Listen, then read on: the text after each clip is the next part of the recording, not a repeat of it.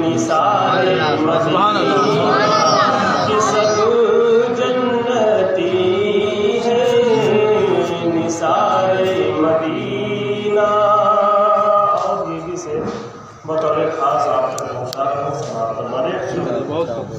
مبارک رہے اندلی کو تمہیں گل، مبارک رہے اندلی کو تمہیں گل، مبارک رہے اندلی کو تمہیں گل، مبارک رہے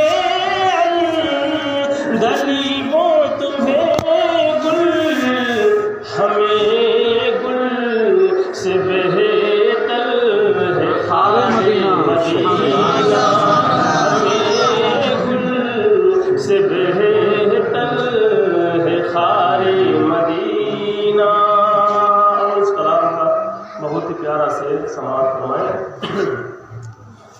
ملائک لگاتے ہیں آنکھوں میں اپنی، ملائک کہتے ہیں فرشتوں، ملائک لگاتے ہیں آنکھوں میں اپنی، ملائک لگاتے ہیں آنکھوں میں اپنی، ملائک لگاتے ہیں آنکھوں میں اپنی، ملائک لگاتے ہیں آنکھوں میں اپنی.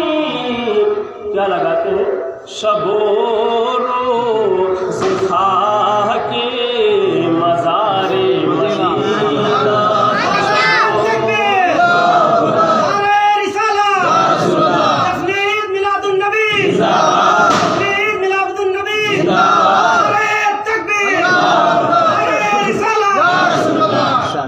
ملائک لگاتے ہیں آنکھوں میں اپنی، ملائک لگاتے ہیں آنکھوں میں اپنی، شب و روز خواہ کے مزار مدینہ، سب جنتی ہے نثار مدینہ. اللہ کے رسول کا مقام دیکھیں کہ بنا آسمان منزل ابن مریم. حضرت عیسیٰ علیہ السلام جو ابن مریم جنہیں کہتے ہیں، عیسیٰ علیہ السلام کہتے ہیں، تو انہیں اللہ رب العزت نے زندہ آسمان پہ اٹھانا. بنا آسمان منزل ابن مریم، بنا آسمان منزل ابن مریم، بنا آسمان منزل ابن مریم، اور گئے لا مکان تاجدار مدینہ، گئے لا مکان تاجدار مدینہ.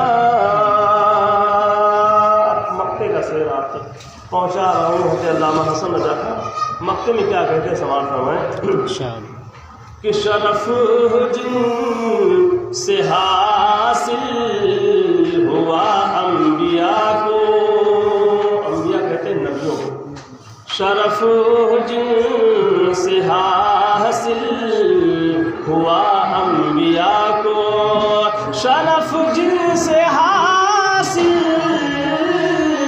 ہوا انبیاء کو، شرف جن سے حاصل ہوا انبیاء کو، وہی ہے حسن افتخار مدینہ، وہی ہے حسن افتخار مدینہ. میرا دل بنے یادگار مدینہ کہ سب جنتی ہیں نثار مدینہ درود پاک کا ذرا اپنی آواز سے اللہم صلی اللہ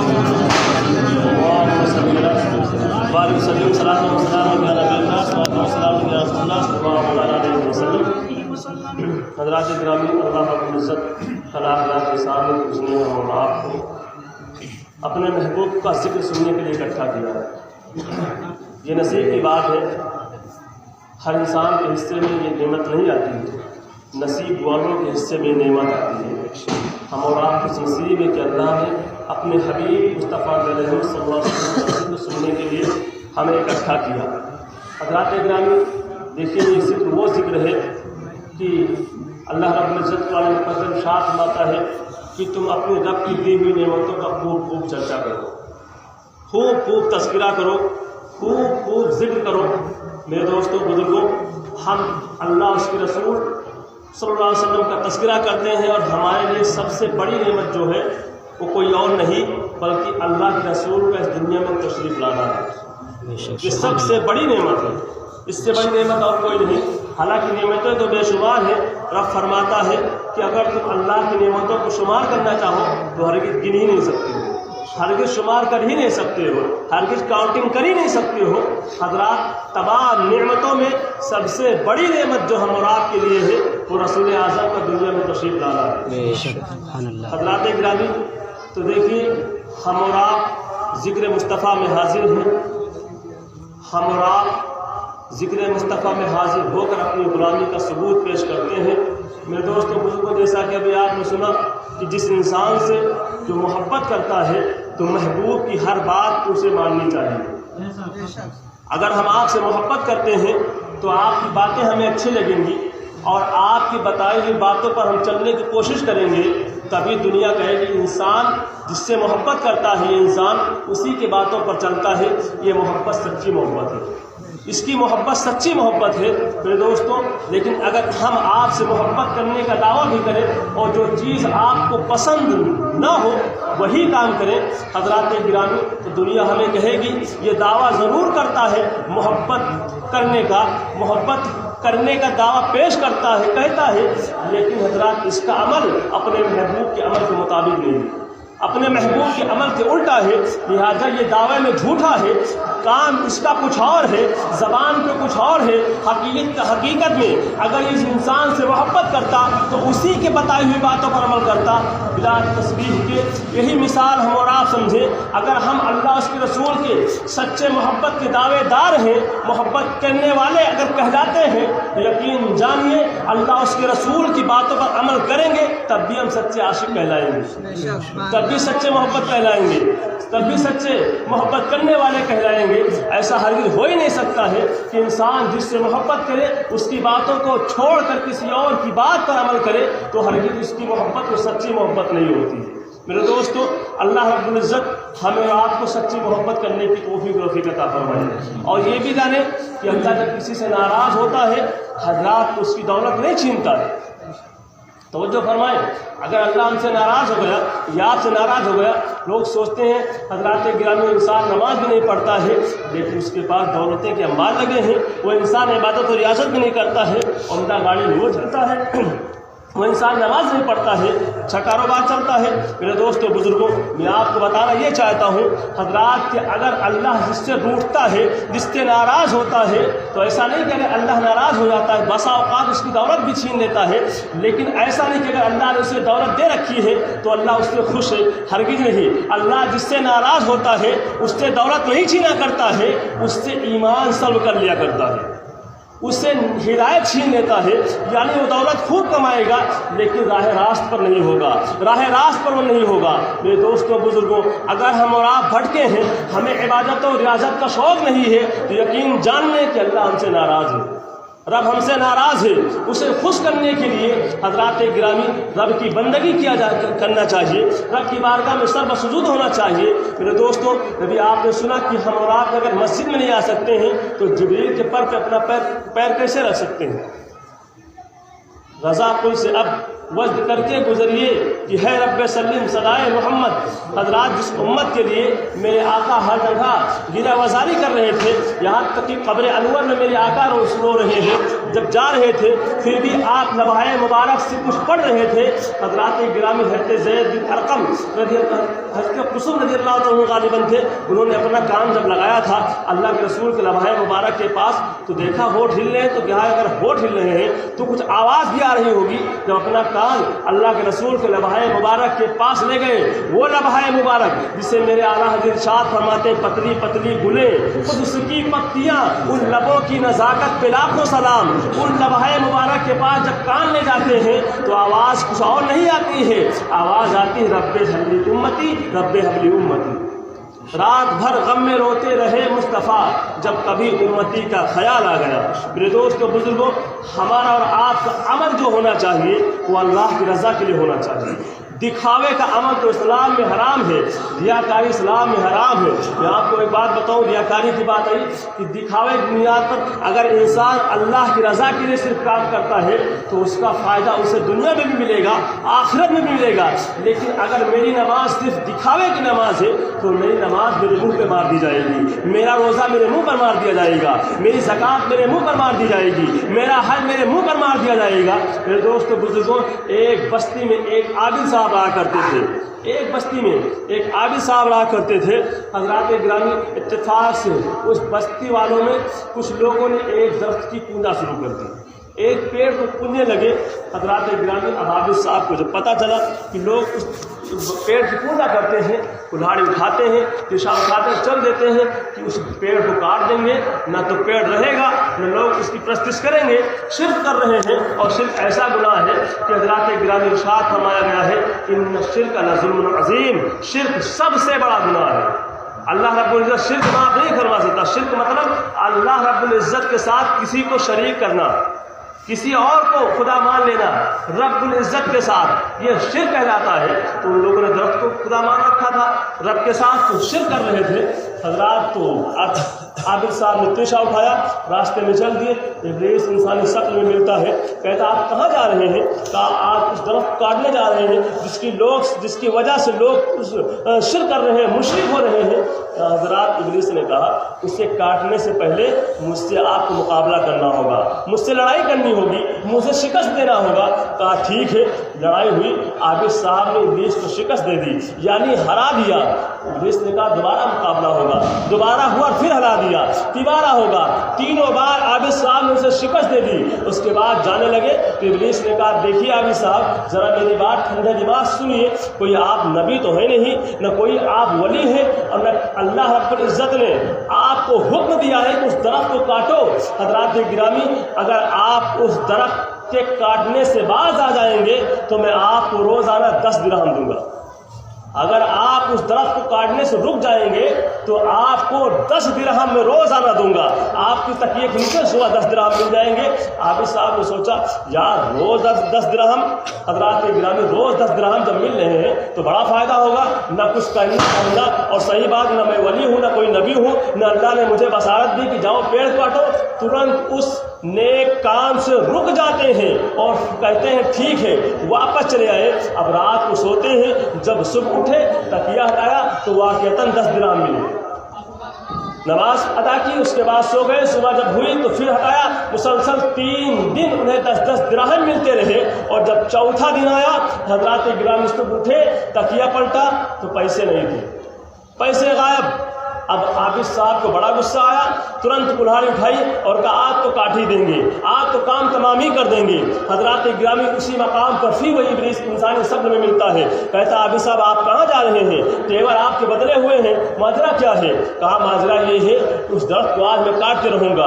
حضرات گرامی جس کی وجہ سے لوگ شرک کرتے ہیں, ابلیس نے کہا اسے کاٹنے سے پہلے مجھ سے مقابلہ کرنا ہوگا, اسے کاٹنے سے پہلے مجھ سے لڑائی کرنی ہوگی, مجھے ہرانا ہوگا.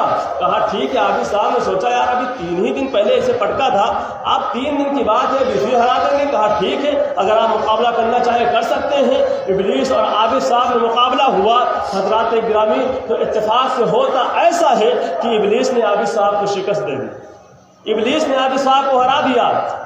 عابد صاحب نے کہا دیکھیے آپ نے اس دن جو ہم سے لڑائی کی تھی, ایک مرتبہ جب میں نے آپ کو ہرایا تھا آپ نے کہا سر دوبارہ لڑائی ہوگی, ہو سکتا ہے میں دوبارہ آپ سے جیت جاؤں، اس لیے اب آپ نے لڑا تھا میں بھی دوبارہ لڑوں گا۔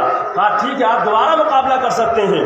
دوبارہ مقابلہ ہوا، ابلیس نے پھر شکست دے دی، کہا ایک بار اور ہو جائے۔ حضرات دوبارہ کشتی ہوئی، دوبارہ مقابلہ ہوا، ابلیس نے پھر شکست دے دی۔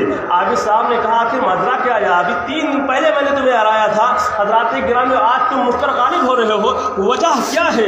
ابلیس نے غالباً یہی کہا ہوگا کوئی میں نے ڈابر چمن پراش نہیں کھایا کہ طاقت آ گئی ہے، کوئی اور وجہ نہیں ہے، بلکہ وجہ یہ ہے کہ 3 دن پہلے جب تم درخت کو کاٹنے جا رہے تھے حضرات گرامی تو خالص رب کی رضا کے لیے جا رہے تھے، اور آج جو تم جا رہے ہو تمہیں پیسے نہیں ملے ہیں، اس بنیاد پر جا رہے ہو، اگر تمہیں پیسے ملتے تو آج بھی تم نہ جاتے، لہٰذا تمہارے اندر اس دن ایمانی طاقت تھی، آج تمہارے اندر وہ طاقت موجود رہی ہے، اور ابلیس کو ہرانے کے لیے صرف اور صرف ایک طاقت کام آئے گی، وہ ایمانی طاقت، کوئی اور طاقت دنیا کو اسے ہرا نہیں سکتی ہے، دنیا کی کوئی اور طاقت اسے نہیں ہرا سکتی ہے۔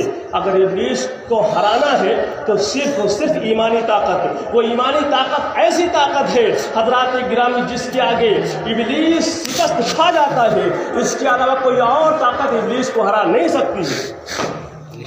حضرات اگر ابلیس کوئی اور طاقت ہرا سکتی تو نمرود ہرا نہ دیتا ابلیس کو، کتنی طاقت تھی اس کے پاس، اپنے آپ خدا کہلاتا تھا، دولت و ثروت اس کے پاس تھی، لوگ اس کی پوجا کرتے تھے، لیکن نہیں اے حضرات نمرود بھی اور فرعون بھی ہار گیا، شداد بھی ہار گیا، ابو جہل بھی ہار گیا، ابو لہب بھی ہار گیا۔ پتہ چلا ابلیس کو ہرانے کے لیے دنیا کی طاقت نہیں بلکہ جو طاقت کلمہ لا الہ الا اللہ میں ہے وہی طاقت صرف اور صرف ابلیس کو ہرا سکتی ہے، دنیا کا کوئی اور طاقت کوئی اور انسان اس کا مقابلہ کر ہی نہیں سکتا ہے۔ حضرات گرامی لہذا اگر آپ بھی چاہتے ہیں کہ آپ بھی شکست دیں اسے تو حضرات گرامی وہ کوئی طاقت اور نہیں بلکہ مصطفیٰ جناب صلی اللہ علیہ وسلم پر سچا ایمان رکھنا ہوگا، تبھی آپ ابلیس کو ہرا سکتے ہیں، تبھی آپ مقابلہ ابلیس کر سکتے ہیں، ورنہ اگر ہم نماز سے دور ہیں تو سمجھ لو کہ ابلیس نے ہمیں ہرا دیا، اگر ہم روزے سے دور ہیں تو سمجھ لو کہ ہمیں ابلیس نے ہرا دیا، اگر ہمیں استطاعت ہونے کے بعد حج ہم پر فرض ہونے کے بعد ہم نے حج نہ کیا تو سمجھ لو کہ ابلیس نے مجھے شکست دے دی، طاقت ہونے کے باوجود اگر ہم نے روزہ نہ رکھا تو سمجھ لو کہ ہمیں ابلیس نے شکست دے دی، حضرات گرامی استطاعت ہونے کے بعد اگر یتیم کی میں نے مدد نہ کی تو سمجھ لو مجھے ابلیس نے شکست دے دی، حضرات گرامی گاؤں کی مسجد میں اگر ذکر مصطفیٰ ہو رہا ہو اور ہم ذکر مصطفیٰ میں شامل نہ ہو تو سمجھ لو ابلیس نے مجھے شکست دے دی، سمجھ لو مجھے ابلیس نے شکست دے دی۔ حضرات گرامی اسے مقابلہ کرنے کے لیے صرف اور صرف ایمانی طاقت چاہیے، اور وہ ایمانی طاقت تبھی حاصل ہوگی جب آپ کا ہر عمل اللہ کی رضا کے لیے ہوگا، آپ کا ہر عمل مصطفیٰ صلی اللہ علیہ وسلم کو راضی کرنے کے لیے ہوگا۔ دنیا کو راضی کریں گے تو یقین جانیں صرف دنیا والے ہی تم سے خوش رہیں گے، وہ بھی پورے انسان خوش نہیں رہ سکتے ہیں، اگر خوش رہیں گے 2-4-10 لوگ خوش ہو جائیں گے، لیکن جس سے رب راضی ہو جاتا ہے، جس سے مصطفیٰ راضی ہو جاتے ہیں، حضرات گرامی نہ اس کا دنیا میں کوئی بال بیکا کر پایا تھا نہ کبھی اس کا بال بیکا دنیا میں کوئی کر پائے گا۔ آپ دیکھیں کہ جو جتنے مقرب بندے ہوتے ہیں دنیا انہیں اتنا ہی پریشان کرتی ہے۔ سرکار اعلیٰ حضرت رضی اللہ عنہ عظیم ہستی تھی، دنیا انہیں شکست دینا چاہتی تھی لیکن ان کے اندر ایمانی طاقت تھی۔ حضرات گرامی شیطان انہیں شکست دینا چاہتا تھا، ان کے اندر ایمانی طاقت تھی۔ حضرات گرامی حجت الاسلام کو دنیا شکست دینا چاہتی تھی، ان کے اندر ایمانی طاقت تھی۔ حضرات گرامی یہی نہیں، حضرت علامہ عبد المصطفیٰ مفتی اعظم ہند علیہ رحمۃ رضوان کو دنیا شکست دینا چاہتی تھی، یہاں تک کہ فتویٰ بدلنے کی باری بھی آ گئی کہ آپ نہ نسبندی کا فتویٰ بدل لیں، لیکن ان کے اندر ایمانی طاقت تھی، دنیا ان کے آگے جھک گئی، لیکن جو رب کے آگے جھکتا ہے دنیا کے آگے نہیں جھکا کرتا ہے، اور جو دنیا کے آگے جھکا کرتا ہے وہ سب کے آگے جھکا کرتا ہے۔ انہوں نے ایمانی طاقت کے ذریعے فرمایا یہ فتویٰ نہیں بدلا جائے گا۔ علامہ تاج الشریعہ علیہ رحمۃ رضوان کے اندر ایمانی طاقت تھی، دنیا ان کا کوئی بال بیکا نہ کر پائی، بلکہ آج حضرات گرامی ان کے بارگاہ میں ہم سب کے سب خراج عقیدت پیش کرتے ہیں، اعلیٰ حضرت کی بارگاہ میں خراج عقیدت پیش کرتے ہیں، اور ایسے ویسے نہیں، یوں عرض کرتے ہیں ڈال دی قلب میں عظمت مصطفیٰ سیدی اعلیٰ حضرت پہ لاکھوں سلام۔ ان کی بارگاہ میں یوں پیش کرتے ہیں ڈال دی قلب میں عظمت مصطفیٰ سیدی اعلیٰ حضرت پہ لاکھوں سلام، مصطفیٰ جان رحمت پہ لاکھوں سلام، شمع بزم ہدایت پہ لاکھوں سلام۔ میرے دوستوں بزرگوں، لہذا ہم اور آپ کو ذکر مصطفیٰ سننے کے لیے کہیں بھی ہو، چاہے 1 گھنٹے کو چاہے 2 گھنٹہ کو، اور ایک بات ذہن نصیحت آپ یہ کر لیں کہ میلاد شریف چاہے مسجد میں ہو رہا ہو یا باہر ہو رہا ہو، پاک صاف باہر بھی رہنا چاہیے۔ جیسے کچھ لوگوں کے ذہن اگر یہ ہو کہ مسجد میں ہو رہا ہم ناپاک میں چلے جائیں، مسجد میں کیسے جائیں؟ تو کیا مسجد میں ناپاک میلاد شریف میں آنا ناجائز ہے اور باہر جائز ہے؟ ایسا نہیں ہے، ذکر مصطفیٰ میں ہر وقت پاک اور باوضو ہونا چاہیے۔ تقویٰ اسی کہتے ہیں، یعنی ذکر اتنے بڑی ہستی کر رہے ہیں جو تمام مخلوق میں، تمام انبیاء میں سب سے افضل ہو، ذکر اس کا سن رہے ہو اور ہم ناپاک ہوں۔ ایسا عمل سنی صحیح عقیدہ کا نہیں ہونا چاہیے۔ وہ اور ہے جو کہتے ہیں چلو چلو چلو نماز پڑھنے، زبان تو تمہارا پاک ہے، باقی جسم ناپاک ہوئے زبان تو پاک ہے، چلو چلو چلو، یہ اوروں کی بات ہے۔ لیکن جو جن کے دل میں مصطفیٰ کی سچا عشق ہے وہ کہتا ہے حضرات گرامی کی میں وہ ہوں، میں وہ سنی ہوں، جمیل قادری مرنے کے بعد میرا لاشا بھی پڑھے گا الصلاۃ والسلام۔ بے شک، سبحان اللہ۔ یعنی اگر ہم سنی صحیح عقیدہ ہیں تو ہمارا عمل ناپاک رہنے کا نہیں ہے، بلکہ کما حق ہو پاک رہنے کا ہے۔ ہر وقت پاک و صاف رہے، نہ جانے کب ہمارا وقت پورا ہو جائے، نہ جانے کب ہم دنیا سے جانے کا ٹائم ہمارا آ جائے۔ میرے دوستوں، لہذا ہم جب جس وقت دنیا سے جائیں اس وقت پاک و صاف ہو کر جائیں، ناپاکی کی حالت میں دنیا سے ہم رخصت نہ کریں۔ مولا تبارک و تعالیٰ اس چند منٹ کی گفتگو کو اپنے حبیب مصطفیٰ صلی اللہ تعالیٰ علیہ وسلم صدقے طفیل قبول و مقبول فرمائے۔ اگر اس میں کسی قسم کوئی خامی غلطی ہوئی ہو مولا، پڑھنے میں، سننے میں، سمجھنے میں، ان تمام تر خطاؤں لغزشوں کو اپنے حبیب صلی اللہ تعالیٰ علیہ وسلم صدقے طفیل اسے معاف فرمائے۔ اور ضروری اعلان ہے کہ کل بعد نماز